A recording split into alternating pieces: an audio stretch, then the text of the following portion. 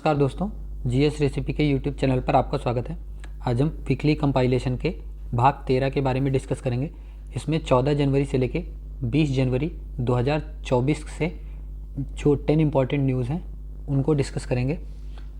News को discuss करने से पहले राष्ट्रीय दिवस जो नेशनल डे इस हफ्ते में पड़े हैं उनको देख लेते हैं। 15 जनवरी को मकर संक्रांति मनाई गई। 15 जनवरी को ही भारतीय सेना दिवस भी मनाया गया। 16 जनवरी को राष्ट्रीय स्टार्टअप दिवस मनाया गया। 17 जनवरी को गुरु गोविंद सिंह जी की जयंती मनाई गई और 19 जनवरी को कोक बोरोक दिवस जो है वो मनाया गया। ये बात हुई नेशनल डेज़ की। अब नेशनल डेज़ के बाद आज का कोट देख लेते हैं। आज का कोट क्या है? महात्मा गांधी जी का कोट है कि सफल होने के लिए नहीं बल्कि मूल्यवान बनने के लिए प्रयास करिए। ठीक है, इसी कोट के साथ शुरुआत करते हैं। और हाँ, शुरुआत करने से पहले आप ये भी ध्यान रखिएगा कि अगर इस वीडियो की पीडीएफ आपको चाहिए तो डिस्क्रिप्शन में दिए गए टेलीग्राम लिंक पर जाकर आप उसको डाउनलोड कर सकते हैं। तो पहली न्यूज़ क्या है? पहली न्यूज़ है कि दीपा भंडारे जी को सर्वश्रेष्ठ पर्यावरण अधिकारी पुरस्कार जीतने वाली ये जो है पहली महिला बन गई हैं। दीपा भंडारे जी चीनी उद्योग में सर्वश्रेष्ठ पर्यावरण अधिकारी का पुरस्कार जीतने वाली पहली महिला बन गई हैं। यह जो पुरस्कार है वह वसंत दाता शुगर इंस्टीट्यूट के अध्यक्ष शरद पवार जी ने उन्हें दिया था। और दीपा भंडारे जी कोल्हापुर के सिरोल तालुका में श्री दत्ता सहकारी चीनी फैक्ट्री से जुड़ी हुई हैं। दीपा भंडारे जी ने एमबीए किया हुआ है और इन्वायरमेंटल साइंस में पोस्ट ग्रेजुएशन की डिग्री जो है वो प्राप्त की है। उन्होंने एसएसके में 1998 में पर्यावरण अधिकारी के रूप में अपना करियर शुरू किया था।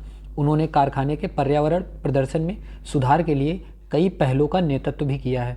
इनमें जल प्रदूषण को कम करने के लिए एक उपचार संयंत्र स्थापित करना, कचरे के पुनर्चक्रण और पुनः उपयोग को बढ़ावा देना और ऊर्जा दक्षता में सुधार करना जो है ये सब शामिल हैं। तो पहली न्यूज़ क्या हो गई? पहली न्यूज़ हो गई कि दीपा भंडारे जी सर्वश्रेष्ठ पर्यावरण अधिकारी पुरस्कार जीतने वाली पहली महिला जो है वो बन गई हैं। दूसरे न्यूज़ की ओर बढ़ते हैं। दूसरी न्यूज़ है कि रियर एडमिरल उपल कुंडू जी ने दिल्ली दक्षिणी नौसेना कमान में चीफ ऑफ स्टाफ की भूमिका जो है वो संभाली है।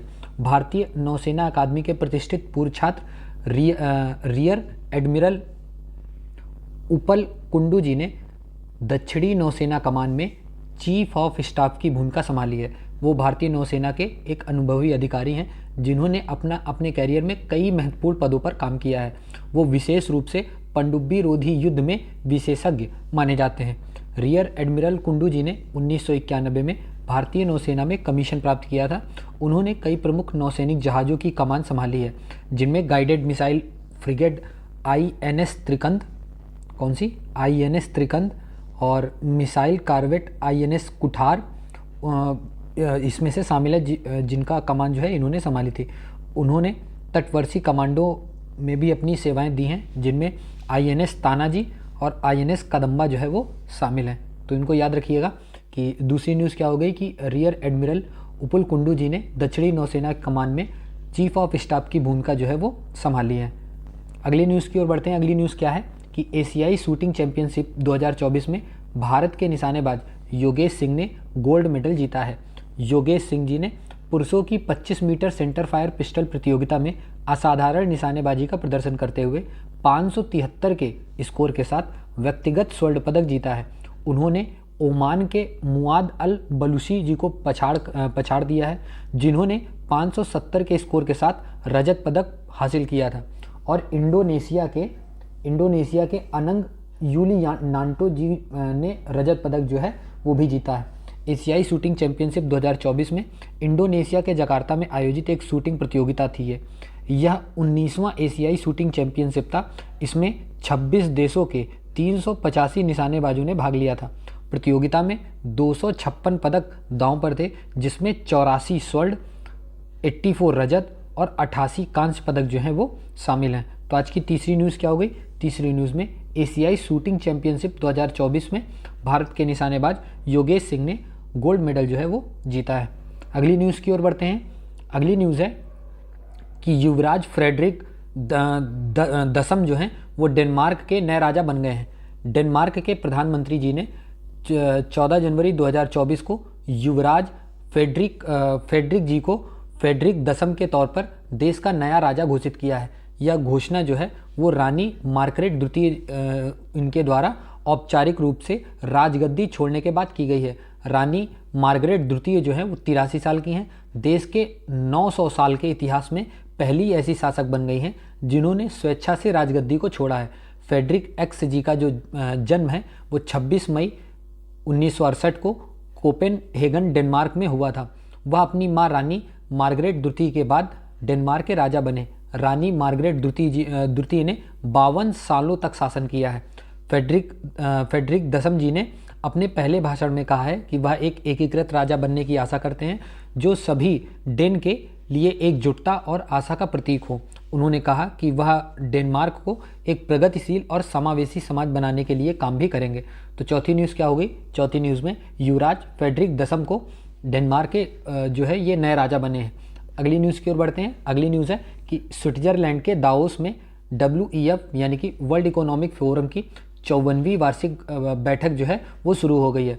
विश्व आर्थिक मंच यानी कि वर्ल्ड इकोनॉमिक फोरम की 54वीं वार्षिक बैठक 15 जनवरी 2024 से स्विट्जरलैंड के दावोस में शुरू हुई है।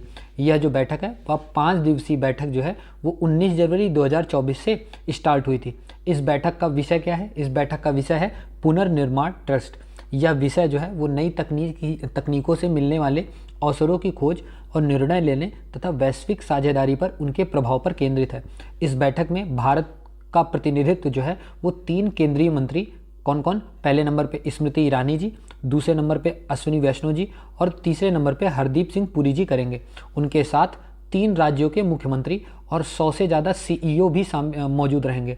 भारतीय प्रतिनिधि मंडल में पहले नंबर पे महाराष्ट्र के मुख्यमंत्री एकनाथ शिंदे जी, दूसरे नंबर पे तेलंगाना के मुख्यमंत्री रेवंत रेड्डी जी और तीसरे नंबर पे कर्नाटक के मुख्यमंत्री सिद्धारमैया जी भी शामिल होंगे।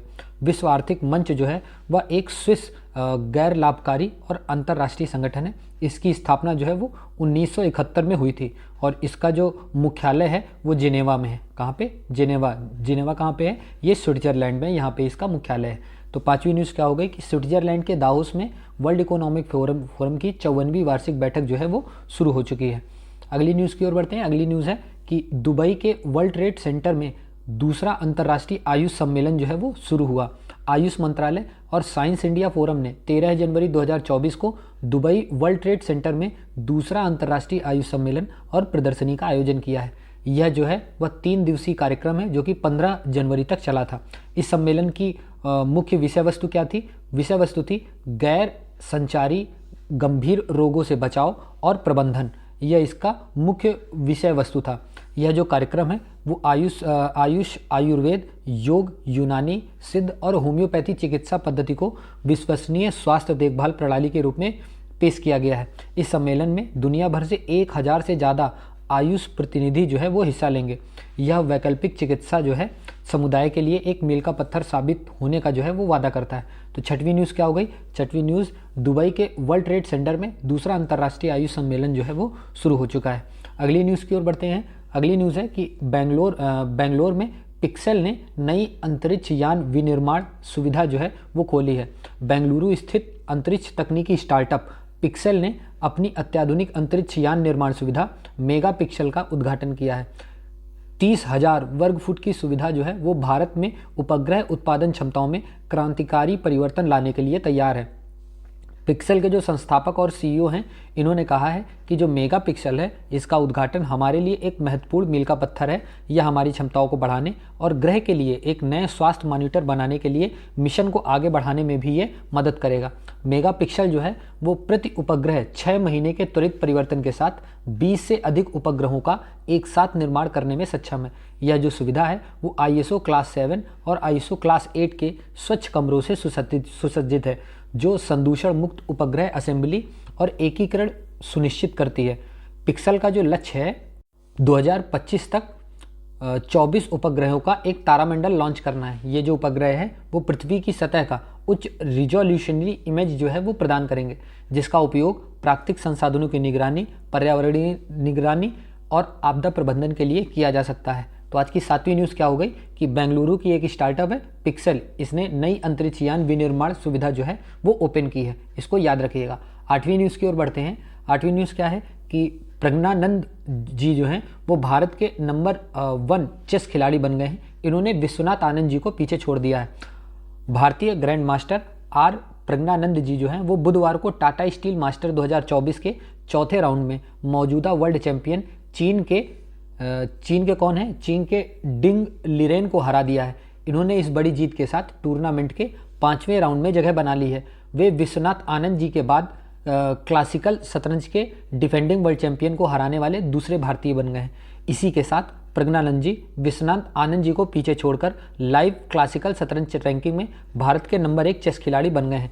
18 साल के प्रज्ञानंद जी 2748.3 रेटिंग अंकों के साथ 2 स्थान की छलांग लगाकर कुल मिलाकर 11वें स्थान पर पहुंच गए, जो विश्वनाथ आनंद जी से 0.3 जो है वो ज़्यादा है। तो आज की 8वीं न्यूज़ क्या हो गई कि प्रज्ञानंद जी जो है वो भारत के नंबर 1 चेस खिलाड़ी बन गए हैं। इन्होंने विश्वनाथ आनंद जी को भी जो है वो पीछे छोड़ दिया है। अगली न्यूज़ की ओर बढ़ते हैं। अगली न्यूज़ क्या है कि पंजाब के मोहाली में पहला मदर मिल्क बैंक स्थापित किया गया है। पंजाब के मोहाली में doctor BR Ambedkar state institute of medical science AIIMS में पहला मानव दूध बैंक बनाया गया है। यह जो बैंक है वो पायलट प्रोजेक्ट के तहत बनाया गया है। इसे कॉम्प्रहेंसिव लैक्टेशन मैनेजमेंट सेंटर भी कहा जाता है। इस बैंक में क्या होगा, इस बैंक में 6 महीने तक दूध स्टोर किया जाएगा और जन्म के आधे घंटे के अंदर माँ का पहला गाढ़ा दूध बच्चे के लिए पीना जरूरी होता है। लेकिन कई बच्चों को यह दूध नहीं मिल पाता है। इसी वजह से बच्चों में कुपोषण की शिकायत देखने को मिलती है। भारत में पहला मानव दूध बैंक जो है वो 1989 में मुंबई के लोकमान्य तिलक नगर पालिका मेडिकल कॉलेज और सामान्य अस्पताल में स्थापित किया गया था। 2021 तक भारत में 90 से ज़्यादा मानव दूध बैंक जो है वो शामिल है।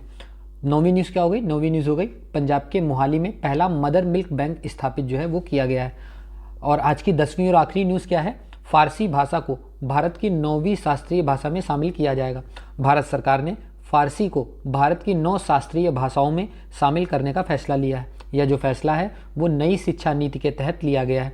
विदेश मंत्री एस जयशंकर जी ने ईरान के दौरे पर यह घोषणा की है। उन्होंने ईरान और भारत के बीच सांस्कृतिक, साहित्यिक और भाषाई संबंधों का हवाला देते हुए यह घोषणा की थी। भारतीय संविधान की 8वीं अनुसूची के तहत अब तक 6 भाषाओं को शास्त्रीय भाषाओं की पहचान दी गई है। ये भाषाएं कौन कौन सी हैं? तमिल है, संस्कृत है, कन्नड़ है, तेलुगु है, मलयालम है और उड़िया है। भारत सरकार ने तमिल को साल 2004 में शास्त्रीय भाषा का दर्जा इसको दिया था और भारत की राष्ट्रीय शिक्षा नीति 2020 के मुताबिक फारसी समेत पाली और प्राकृत को भी संरक्षित किया जाना चाहिए। भारतीय उपमहाद्वीप में फारसी भाषा जो है वो ब्रिटिश उपनिवेशीकरण से पहले इस क्षेत्र की भाषा थी। ब्रिटिश उपनिवेशीकरण से पहले उत्तर भारत में फारसी भाषा का व्यापक रूप से इस्तेमाल जो है वो होता था। तो आज की 10वीं न्यूज़ क्या हो गई कि फारसी भाषा को भारत की 9वीं शास्त्रीय भाषा में शामिल किया जाएगा। तो ये जो सीरीज चल रही कैसी लग रही है आपको, प्लीज़ कमेंट सेक्शन में लिख के बताइए और प्लीज़ वीडियो को लाइक करिए और चैनल को सब्सक्राइब करिए। धन्यवाद।